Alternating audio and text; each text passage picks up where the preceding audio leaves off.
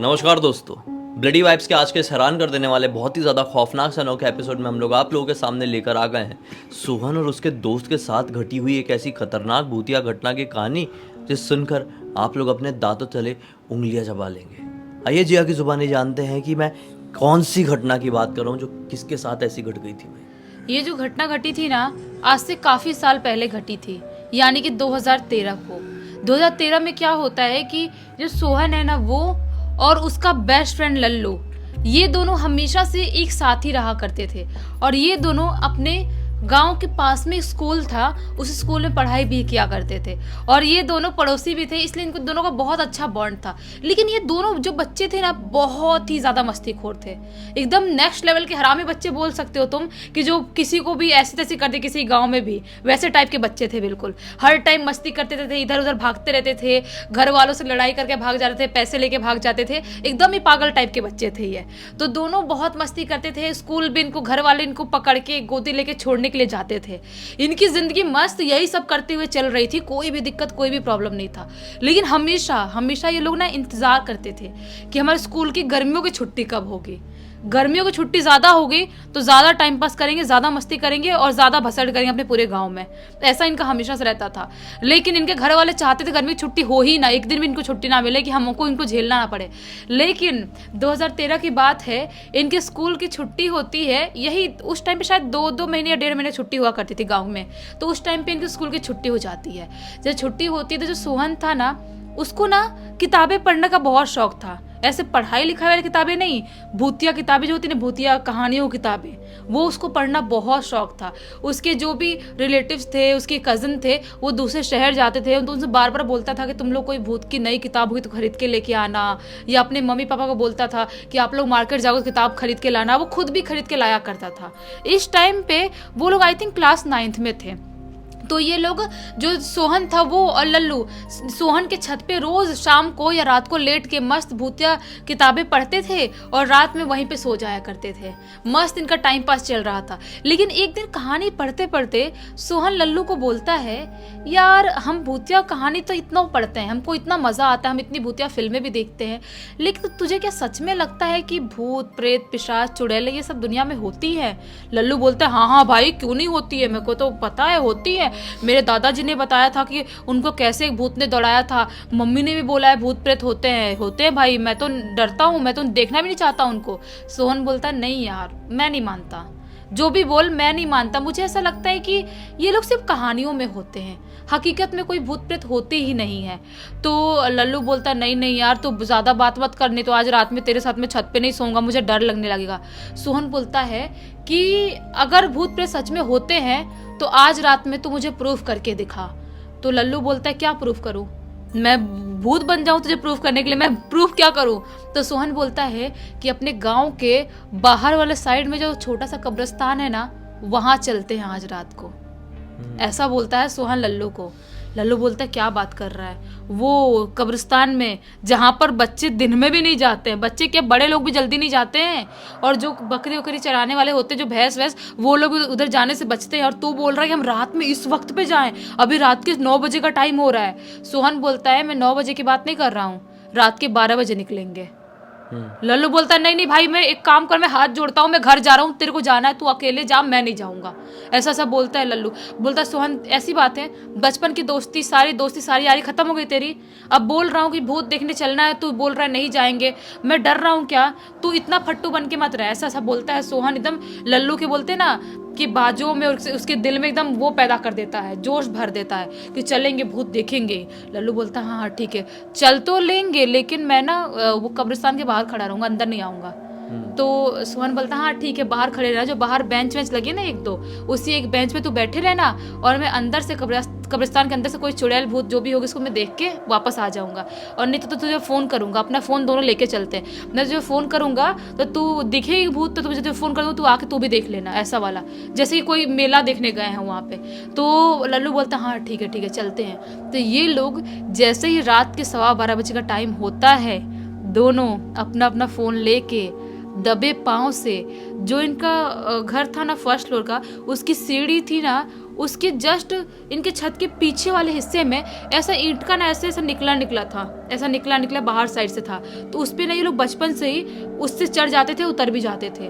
तो ये दोनों उसी ईंट के सहारे होते होते नीचे उतर जाते हैं। नीचे उतर के दोनों अब निकल जाते हैं अपने सुनसान गांव से उस कब्रिस्तान में जाने के लिए। ये जो वक्त हो रहा था ना, इतने बजे का, रात के 12:15 12:30 बजे का वक्त, पूरा गांव एकदम सुनसान सन्नाटा, कुत्ते भी दूर दूर से भौंक रहे हैं, किसी की कोई आवाज़ नहीं आ रही है, सब लोग बिल्कुल गहरी नींद में जा चुके हैं। लेकिन ये दोनों चलते चलते उस कब्रिस्तान तक पहुंच ही जाते, जो कब्रिस्तान के गांव के बाहर वाला था। वहां पहुंचते हैं जब कब्रिस्तान के पास, तो सोहन बोलता है चल चल भाई चलते अंदर देखने के लिए। अपने मोबाइल का फ्लैश लाइट ऑन कर लेता है। लल्लू बोलता है बोला था ना, मैंने तुझे बोला था ना मैं बाहर बैठूंगा, तू देख के आएगा, जा तू, मैं नहीं जाऊंगा। तो सोहन बोलता ठीक है यार, तू भी क्या याद रखेगा, तो बाहर बैठ जा, मैं जाता हूँ अंदर। तो लल्लू बोलता ठीक है, लेकिन फ़ोन ज़रूर करना भूत दिखेगा तो। ये बोलता हाँ ठीक है करूँगा। सोहन चला जाता अंदर कब्रिस्तान के भूत देखने के लिए, और लल्लू बाहर ही एक बेंच बना हुआ था, पत्थर टाइप का होता है ना, वैसा बना हुआ था, उस पर बैठ जाता है लल्लू, और सोहन अंदर है। ये सब कुछ होते होते आधे घंटे का टाइम निकल जाता है। ना ही सोहन कब्रिस्तान से बाहर आता है और ना ही लल्लू कब्रिस्तान के अंदर जाता है। अब लल्लू को होती है थोड़ी सी टेंशन कि यार आधे घंटे हो गए, वो आ क्यों नहीं रहा है, फ़ोन करूँ क्या उसे, कुछ गड़बड़ तो नहीं हो गया है। गड़बड़ कुछ होगा तो मैं फंसूंगा, पुलिस मुझे पकड़ के ले जाएगी, तो इसको क्यों ले आया था कब्रिस्तान। अब छोटा बच्चा, उसका दिमाग इतना ही चल रहा है। वो सोहन को फ़ोन लगा देता है। वो उसको फ़ोन लगाता है तो थोड़े टाइम में रिंग होने, 2-3 रिंग होने के बाद उठा लेता है सोहन। बोलता है हाँ क्या हुआ बोलना। तो लल्लू बोलता है कि तू ठीक है ना। तो सोहन बोलता है हाँ ठीक हूँ। बोलता है आजा फिर, एक काम कर, चल घर चलते, मुझे नींद आ रही है। लल्लू ऐसा बोलता है सोहन को। तो सोहन बोलता है तुझे नींद आ रही, सो जा ना उसी बेंच पे, वहीं पे सोना। तो बोलता है नहीं यार मुझे डर लग रहा है, यहाँ पे कब्रिस्तान के बाहर बैठा हूँ, नींद भी बहुत ज़्यादा आ रही है, एक काम कर घर चल लेते, कल आएंगे देखने के लिए। सोहन बोलता है नहीं यार मैं नहीं आऊँगा, और तुझे मेरी कसम है तू वहीं पे बेंच पे सो जा। ऐसा सोहन बोलता है लल्लू को। और ये बच्चों में कसम देना तो बहुत ही बड़ी बात है। कसम दे दिया मतलब अब करना ही है। तो लल्लू क्या है कि बाहर सोने के लिए हो जाता है, अपना रेडी हो जाता है और सोने के लिए चला जाता है। और सोहन अभी भी कब्रिस्तान के अंदर ही है। 10-15 मिनट ऐसे ही लेटा हुआ है, तभी इसको लल्लू को नींद आ जाती है। नींद आती है और लल्लू पता नहीं कब गहरी नींद में पहुंच जाता है, कितना टाइम बीत जाता है उसको पता ही नहीं चलता है। शायद 1-1.5 घंटे बीत चुके थे। लेकिन 1-1.5 घंटे बीतने के बाद ये जो लल्लू सोया था कब्रिस्तान के बाहर बेंच पे, उसके कान में कुछ आवाज़ सुनाई देती है। उस आवाज़ सुनाई देने की वजह से उसकी नींद डिस्टर्ब होती है, उसकी आँख खुलती है।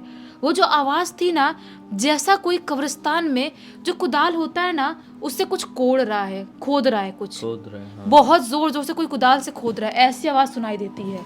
अब वो घबराते हुए उठता है, टाइम देखता है, टाइम हो रहा था 2-2:15 बजे का। वो सोचता है कि ये क्या है भाई, मतलब सोहन अभी तक आया नहीं और अंदर कुदाल से कौन क्या खोद रहा है, कहीं सोहन कुछ तो नहीं कर रहा है, मुझे जाके देखना चाहिए उसको कुछ हो तो नहीं गया।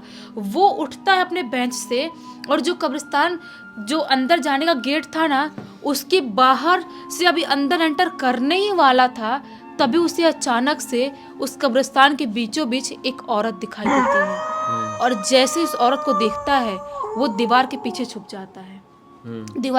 जाता है। वो जो औरत थी ना, थोड़ी सी एबनॉर्मल दिखाई दे रही थी। उस औरत ने बिल्कुल सफ़ेद कलर की साड़ी पहन के रखी थी, और उसके बाल एकदम लंबे लंबे खुले से थे, और वो बहुत ही जोर से स्पीड से किसी का कब्र खोद रही थी। बहुत ही जोरों से स्पीड से एकदम। ये सोचता है ये कौन औरत है, इसके अंदर इतनी हिम्मत कहाँ से, और सोहन कहाँ है, कब्रिस्तान के अंदर दिख नहीं रहा है, और ये क्या खोद रही है, मुझे कुछ समझ में नहीं आ रहा है। ये लल्लू इधर बहुत ज़्यादा डर रहा है, उसे बिल्कुल भी कुछ समझ में नहीं आ रहा कि मैं क्या करूँ, ये औरत है कौन। अभी कुछ सोचता कुछ समझता, उससे पहले ही वो औरत कब्रिस्तान के अंदर से एक लाश निकालती है, और उस लाश को निकाल के नोच के खाना स्टार्ट कर देती है। बहुत ही जोर से दांत से करके ऐसे, आवाज़ भी जो थी उसकी खाने की बहुत ही भयानक थी। अब लल्लू की जो धड़कन है दिल की बहुत ज्यादा बढ़ गई थी। वो सोच रहा था कि ये औरत होके लाश कैसे खा सकती है, ये क्या कर रही है। वो जो औरत थी बहुत जोर से खा रही, चबा रही है, कट कट करने की आवाज इतनी जोर जोर से गूंज रही है पूरे यहाँ पे रात के माहौल में, पूरी आवाज गूंज रही है। अभी वो सोचता मैं करूँ तो करूँ क्या, मैं सोहन भी नहीं दिखाई दे रहा है, मैं क्या सोहन को फोन करूँ क्या। सोचता नहीं नहीं मैं देखता हूँ, ये औरत चली जाएगी फिर मैं उसको फोन करूंगा। उसको देख ही रहा है तभी वो औरत खा के उठती है और जो गड्ढा हुआ था उसी में लाश से धक्का मार के उसको, जो लाश थी उसको अंदर डाल देती है और फिर वहां से वो औरत जाने लगती है। लेकिन जैसे ही वो औरत जाने लगती है अब सोचता है लल्लू कि मैं सोहन को फोन करता हूँ। लल्लू सोहन को फोन लगाता है और जैसे ही लल्लू सोहन को फोन लगाता है, इसकी सबसे बड़ी गलती यही थी क्योंकि सोहन उधर एक जो कब्रिस्तान था ना उसी में बीचों बीच एक झाड़ी वाला था, थोड़ा सा पेड़ पौधे थे, उधर पीछे छुपा हुआ था और चुड़ैल को वो भी ऑलरेडी देख रहा था। और जैसे ही ये फोन की आवाज आती है वो चुड़ैल जिधर सोहन छुपा हुआ था उधर भागते हुए जाती है। वो जो उसे भागी इतना ऐसा लगा था इतने दूर से 1 सेकंड में उसके पास पहुंच गई, इतने जोर से भागी थी वो, जैसे अगर रॉकेट ऐसा उड़ के गया हो ऐसे। जब सोहन के पास जाती है और सोहन कैसे पकड़ के उठा लेती है। अब लल्लू घबरा जाता है, उसको लगता है कि मेरा दोस्त नहीं बचेगा। अब लल्लू अपना हिम्मत बांधते हुए हनुमान चालीसा पढ़ना स्टार्ट कर देता है। देखिए जैसे हनुमान चालीसा पढ़ता है वो चुड़ैल अजीब सी डिस्टर्ब होने लगती है, जैसे कि उसको पकड़ी हुई है, उसकी पकड़ थोड़ी कमजोर हो रही है। अब लल्लू को लगता है कि मुझे अपने दोस्त को बचाने के लिए उसके पास जाना चाहिए। वो हिम्मत करते हुए फ्लैश लाइट ऑन करके अपने फोन का कब्रिस्तान के अंदर पहुंच जाता है और चुड़ैल के पास जोर से चिल्लाते हुए जय हनुमान ज्ञान गुण सागर जय कपीश, वैसे बोलते बोलते जोर जोर से चिल्लाते हुए जोर जोर से पढ़ने लगता है हनुमान चालीसा। पढ़ रहा है और वो औरत जो थी, जो चुड़ैल थी, बहुत जोर से चीख रही है, चिल्ला रही है बहुत जोर जोर से। और जो सोहन था वो भी चिल्ला रहा है, बहुत जोर से रो रहा है क्योंकि डर गया था। वो चुड़ैल की शक्ल थी वो मतलब इतनी ज्यादा घटिया थी, इतनी वाहियात थी कि तुम इमेजिन नहीं कर सकते। जैसे कोई लाश सड़ जाती है ना वैसी शक्ल थी उसकी। ये दोनों डरे हुए बहुत है, लेकिन सोहन डरा डरा में ही वो भी हनुमान चालीसा पढ़ना स्टार्ट कर देता है। जब दोनों हनुमान चालीसा पढ़ने लगते हैं वो चुड़ैल की पकड़ ऐसे कमजोर होती है, चुड़ैल ऐसे गिराती है सोहन को और जोर से ऐसा जुप से भाग के कहीं गायब हो जाती है। इनके सामने लिटरली गायब होती है वो। उसको गायब होते हुए देखते हैं, ये दोनों बिल्कुल कुछ भी नहीं सोचते हैं, एक स्पीड में दोनों साथ में भागते हैं। बोलते हैं जितनी जल्दी इस कब्रिस्तान से अंदर से निकल जाएंगे बाहर उतनी जल्दी हम बच जाएंगे, अगर नहीं निकले तो भाई साहब हम बचेंगे नहीं। तो दोनों भाग रहे, हनुमान चालीसा रीड कर रहे, भाग रहे भागते भागते भागते भागते अपने घर के पास आते हैं। अपने घर के पास आते हैं और अभी सोचते हैं कि नॉर्मल दरवाजा से हम अंदर जाएंगे। नॉर्मल दरवाजा से ये लोग अंदर जाते हैं और इस बार ये लोग छत पे नहीं जाते हैं, सोहन के रूम में जाके बैठ जाते हैं। सोहन के रूम में जाके बैठते हैं। लल्लू बोलता है यार वो चुड़ैल तो तूने देखा? सोहन बोलता हाँ मैंने उसको देख लिया था आते हुए, इसलिए मैं झाड़ियों के पीछे छुपा, तूने मुझे फोन क्यों किया? तेरी वजह से आज मैं मर जाता मैं। तो लल्लू बोलता है मुझे टेंशन हो रही थी इसलिए तुझे फोन किया था। सोहन बोलता है खैर जो भी हो यार, मैं समझ में नहीं आ रहा है क्या करे, ऐसा लग रहा है मैं मर जाऊंगा, मेरे को बहुत डर लग रहा है। लल्लू बोलता है देख डर तो मुझे भी लग रहा है लेकिन घर वालों को पता नहीं चलना चाहिए, अगर घर वालों को पता चल गया तो शायद अपनी बैंड बजा देंगे, इतना मारेंगे जिससे कोई लिमिट नहीं, हॉस्टल में डाल देंगे, अपन स्कूल में भी नहीं रखेंगे। तो उसके बाद क्या होता है, ये दोनों हिम्मत बांधते बांधते रात भर बैठे बैठे हनुमान चालीसा फोन में लगा दिए हैं और रात भर बैठे बैठे वहीं पर पूरी रात बिता लेते हैं। लेकिन वो रात जो थी ना उनके लिए बहुत ही ज्यादा खौफनाक रात थी, इतनी ज्यादा खौफनाक कि कोई इमेजिन भी नहीं कर सकता। आज तक नहीं भुला पाए होंगे? नहीं, अभी तक नहीं भुला पाए हैं।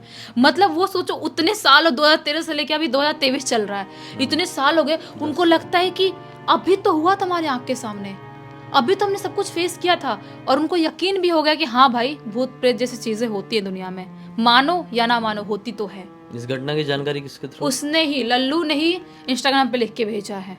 चलिए उम्मीद करते हैं कि आज के इस वीडियो को आप लोगों ने बहुत पसंद किए होंगे। अब तक देख लिए हैं तो लाइक जरूर कर देना, चैनल को सब्सक्राइब करके बेल आइकन दबा के ऑल के ऑप्शन में क्लिक करना है, क्योंकि इसी तरह के हैरान कर देने वाले खौफनाक वीडियोस डेली आप लोगों के सामने लेके आते रहते हैं। इंस्टाग्राम की लिंक इस वीडियो के डिस्क्रिप्शन बॉक्स में मिल जाएगी, क्लिक करके डायरेक्टली वहाँ पर पहुंच जाना। और इसी तरह की कोई भी कहानी, टॉपिक या जानकारी आप लोगों के पास भी है तो लिख भेजना, हो सकता है हमारा अगला वीडियो कल आप लोगों के हिसाब से ही बन रहा हो। तो चलिए कल फिर से मिलते हैं, तब तक के लिए बहुत बहुत धन्यवाद। आपका दिन शुभ।